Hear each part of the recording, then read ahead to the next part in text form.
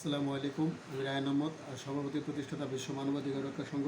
আজকে আপনাদের সামনে আলোচনা করব computer science and technology, computer বিজ্ঞান এবং প্রযুক্তি। কম্পিউটার শব্দটি হচ্ছে গ্রিক শব্দ কম্পিউট থেকে। কম্পিউট শব্দটি কম্পিউটার কথাটির উৎপত্তি। কম্পিউটার শব্দের অর্থ গণনা করা, অর্থাৎ কম্পিউটার শব্দের আবিধানিক অর্থ গণনাকারী যন্ত্র। শুরুতে কম্পিউটারের পরিচয় ছিল গণনা যন্ত্রের, কিন্তু এখন আর কম্পিউটারকে গণনা যন্ত্র বলা যায় না। কম্পিউটার এমন একটি যন্ত্র যা তথ্য গ্রহণ করে এবং বিভিন্ন প্রক্রিয়ার মাধ্যমে তা বিশ্লেষণ এবং উপস্থাপন করে। সারা বিশ্বের সকল দেশ, যেমন America, Britain, Canada, Russia, France, Bangladesh, India, Nepal, Bhutan, Australia, New Zealand, Brazil, Argentina, Surinam, Honduras, Costa Rica সহ সারা বিশ্বে কম্পিউটার নিয়ে আলোচনা করা হয়। কম্পিউটার শব্দটি এসেছে গ্রিক শব্দ কম্পিউট থেকে। কম্পিউটার শব্দটি এসেছে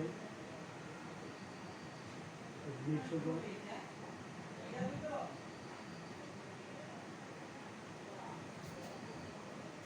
কম্পিউট থেকে।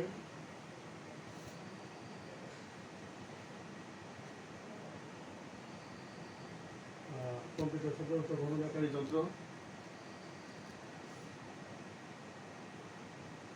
কম্পিউটার শব্দের অর্থ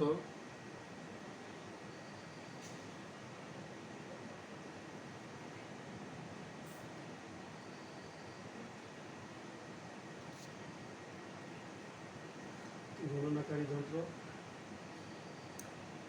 কম্পিউটারের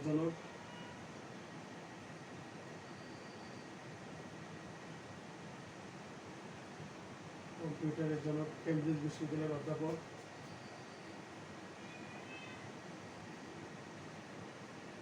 চার্লস বেবেজ।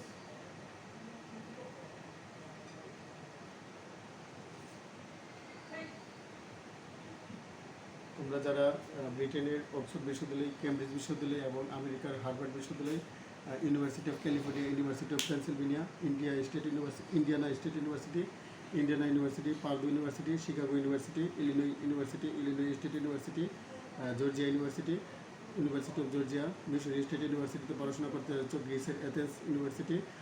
তাদেরকে অবশ্যই কম্পিউটার সম্পর্কে ধারণা থাকতে হবে।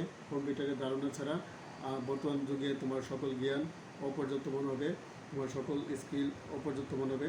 সুতরাং কম্পিউটারের বৈশিষ্ট্য হল দ্রুতগতি, হাই স্পিড, নির্মূলতা, কারেক্টনেস, সূক্ষ্মতা, অ্যাকুরেসি, বিশ্বাসযোগ্যতা, রিলেবিলিটি, ক্লান্তিহীনতা, ডিলিজেন্স, স্মৃতিশক্তি, মেমোরি, স্বয়ংক্রিয়তা, বহুমুখিতা, যুক্তিসঙ্গত সিদ্ধান্ত, অসীম জীবনী শক্তি।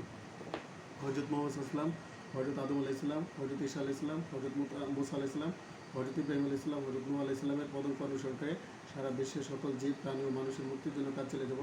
এবং হজরত আদম আলাহ ইসলাম, ঈসা আলাহ ইসলাম, হজরত মোহাম্মদ ইসলাম, হজরত আইব আলাহ ইসলাম, সোহাইব আলাহ ইসলাম, হজরত জাকারিয়া আলাহ ইসলাম, হজরত ইয়াহিয়া আলাহ ইসলামের পদঙ্ক অনুসরণ করে সারা বিশ্বের সকল জীব, প্রাণী ও মানুষের মুক্তির জন্য কাজ চালিয়ে যাবে ইনশাআল্লাহ।